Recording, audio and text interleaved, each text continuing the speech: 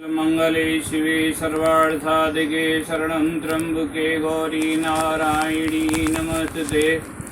या देवी सर्वभूतेषु स्वस्तिरूपे संस्थां नमस्तस्यै नमस्तस्यै नमस्तस्यै नमो नमः। जय माई की मित्रों, साधकों, प्रियजनों, आप सबको नवरात्रि महापर्व की हार्दिक शुभकामनाएं। हम नवरात्रि की अंतिम पड़ाव पर चल रहे हैं। कल यानी 24 अक्टूबर 2020 को अष्टमी और नवमी दोनों पर्व मनाए जाएंगे। इस बीच नवरात्रि में मुझे समय नहीं मिला, लेकिन कुछ चर्चा करना आपसे बहुत आवश्यक है, जिसमें मैं आज प्रकाश डालना चाहूँगा।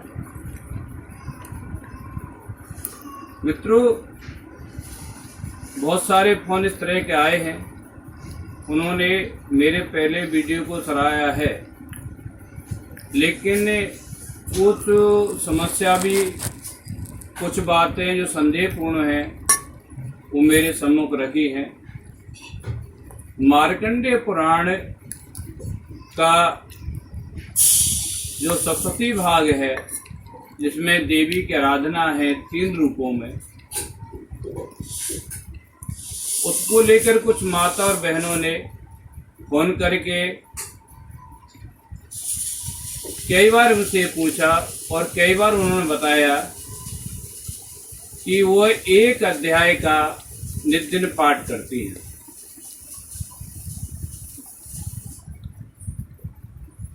और इस तरह से 13 दिन में वो 13 पाठ करती हैं। इस बार की नवरात्रि कम हो गया तो दिन 8 मिले, तो कई माता और बहनों ने मुझसे ये पूछा कि दिन 8 हैं, अध्याय 13 से कैसे पूर्ण किया जाए। तो साधकों, सप्तशती के अंदर 1000 श्लोक हैं और माँ भगवती के 3 चरित्र हैं। आप ध्यान दें, यहाँ चरित्र की बात हो रही है, अध्याय की नहीं। पहला जो चरित्र है वो महाकाली का है और इसका संपूर्ण पहले अध्याय में हो जाता है। यानी हम सप्तशती का पहला अध्याय जो करते हैं वो महाकाली का प्रथम चरित्र है। दूसरा अध्याय सप्तशती के अंदर महालक्ष्मी का है, जिसे महिषासुर मर्दनी कहते हैं। यानी सप्तशती के अंदर जब हम लीला का गुणगान करते हैं तो महिषासुर का वध करने वाली जो माँ है भगवती है, उसका नाम लक्ष्मी है, जिसकी देवताओं के द्वारा स्वप्रदा क्षेत्रों में स्तुति की गई। और लक्ष्मी की उत्पत्ति के बारे में जब आप इस पुराण में पढ़ते हैं, वो 13 देवताओं से उत्पन्न हुआ।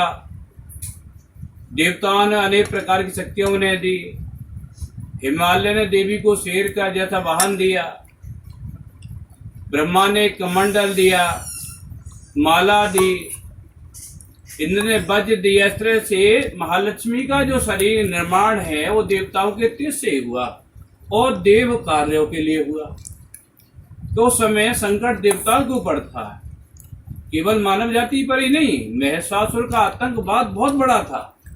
महिषासुर शब्द के 2 अर्थ होते हैं। महीश्वर यानी जो पृथ्वी का असुर हो, जिसका भार पृथ्वी पर ज्यादा हो, और महिष माने भैंसा भी है।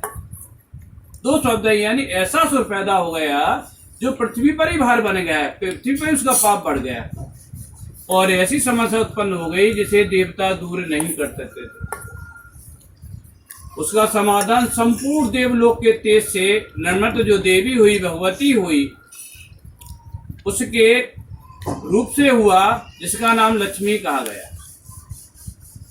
मध्यम चरित्र का आज हम बात करें तो इसके अंदर अध्याय जो आते हैं 2, 3 और 4, 3 अध्याय हैं इसके अंदर।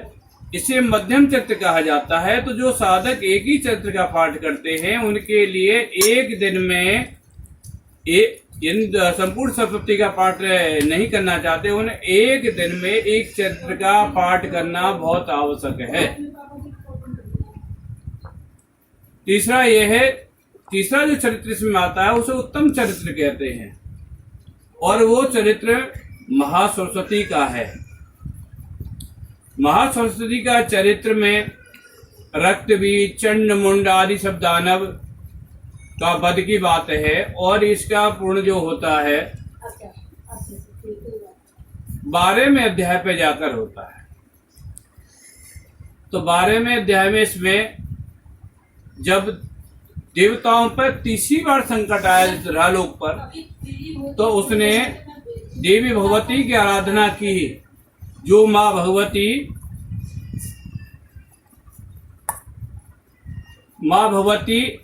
हिमालय पर्वत पर विराजमान एक युगनी के रूप में रह रही थी, उस देवी को आराधना की। उसी देवी शक्ति का नाम सरस्वती है, भगवती सरस्वती है, वे जो विद्या की देवी है। वे पुनः स्पष्ट करना, मध्यम चरित्र जो है वो धन की साधना के लिए है। जो निर्धन लोग हैं, जो धन चाहते हैं, उन्हें मध्यम चरित्र का पाठ करना चाहिए। उत्तम चरित्र का जो पाठ है सरस्वती देवी की आराधना के लिए है, और सरस्वती आराधना विद्यार्थियों के लिए बहुत महत्वपूर्ण है। सरस्वती ज्ञान की देवी है। इस प्रकार से तीसरी बार देवी भगवती सरस्वती ने वीणा संभाला, और समय भी देवताओं ने माँ सरस्वती की 2 बार आराधना की है। जब प्रथम बार संकट आया तो उन्होंने माँ सरस्वती की आराधना की और देवी से देवताओं के कार्य करने के लिए कहा। देवी ने सरस्वती रूप में अनेक रूप धारण किए। आप इसमें देखें सरस्वती के रूप में जैसा रक्तबीज का माँ भगवती वध करती है तो समय 64 रूप हो जाते हैं उनके, क्योंकि रक्तबीज को वरदान ये प्राप्त है कि उसके रक्त की बूंद पृथ्वी पर पड़ेगी तो इतने ही रक्तबीज पैदा हो जाएंगे। तो समस्या बड़ी गंभीर थी, इसलिए सरस्वती ने देव कार्य किए। और 11वें अध्याय पर जब हम जाते हैं, देखिए 5वें अध्याय पर देवता स्तुति करते हैं माँ भगवती की।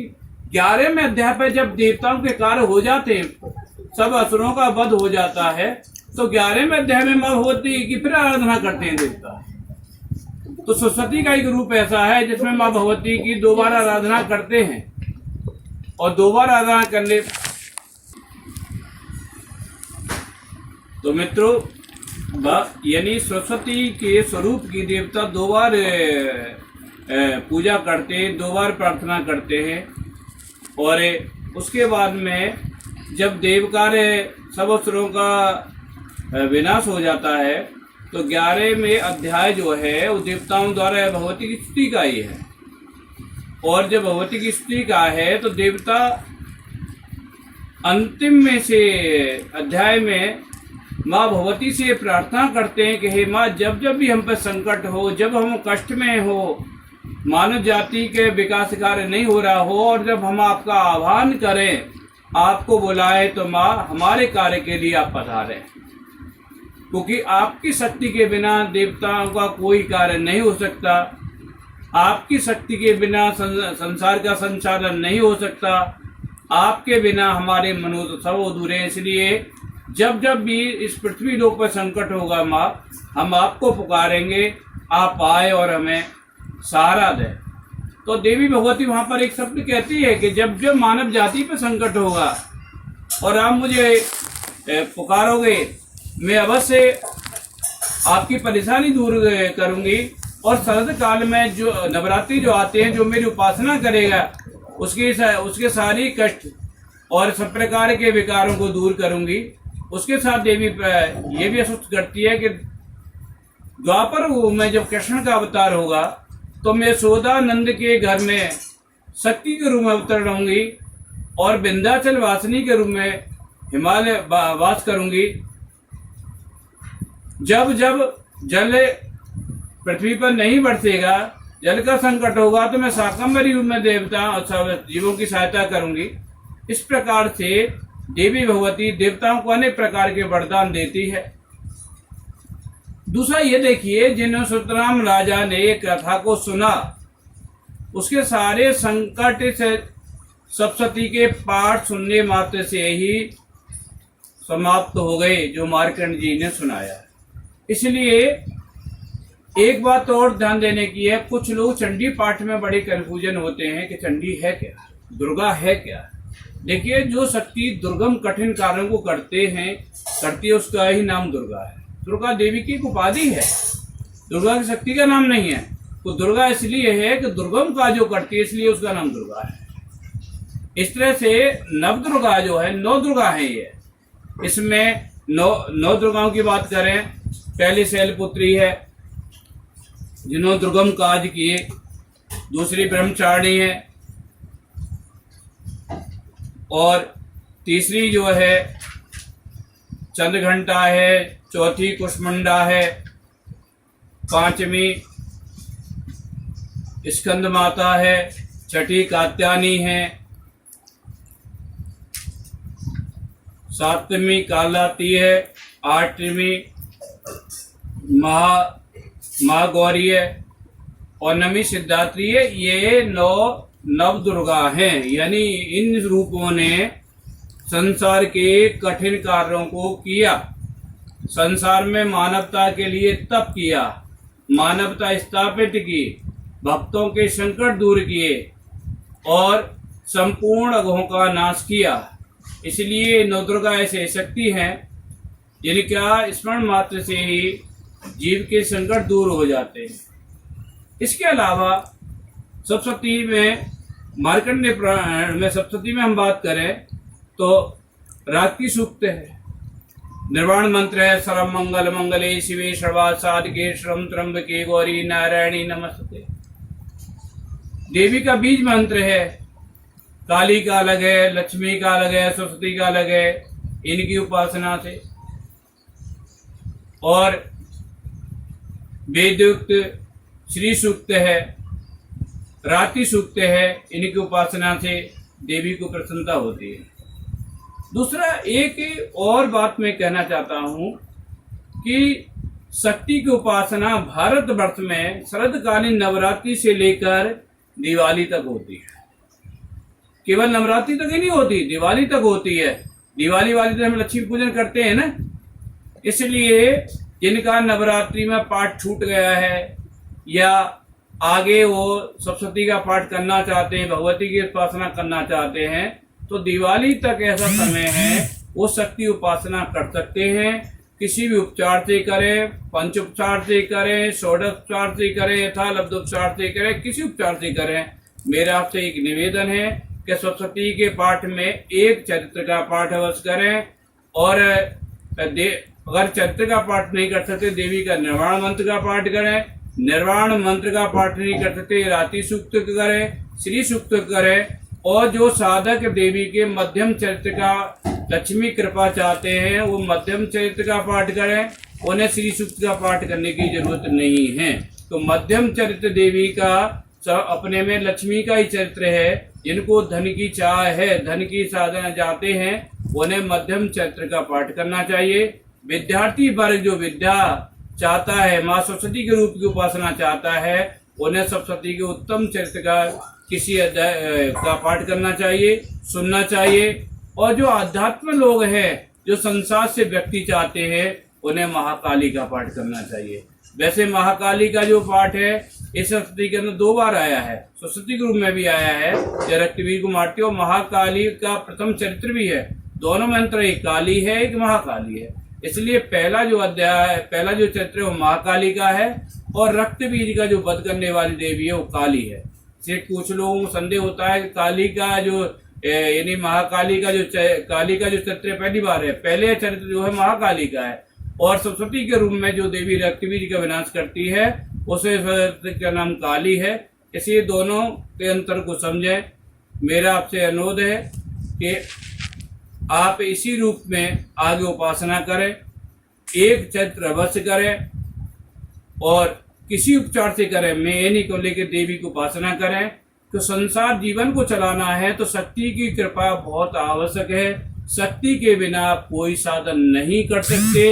अगर परमात्मा की प्राप्ति भी चाहिए तो शक्ति उपासना को जो माया है उसी के साधन के द्वारा ही ब्रह्म की प्राप्ति होती है। संसार को जो चला रही है उसी को शक्ति कहते हैं। और शक्ति के जो माया के रूप में छिपा हुआ वही ब्रह्म है। तो ब्रह्म तक पहुंचने के लिए आपको शक्ति चाहिए ही चाहिए। शरीर को चलाना है तो खाना चाहिए ही चाहिए। इसलिए मैं इतना ही कहना चाहूँगा कि आप एक चरित्र का पाठ अवश्य करें, और नवरात्रि में जिनके पाठ नहीं हुए वो आगे दिवाली तक पाठ कर सकते हैं। दिवाली तक पाठ करें और मध्यम चरित्र का पाठ करें जिनको धन की आवश्यकता है। जय माई।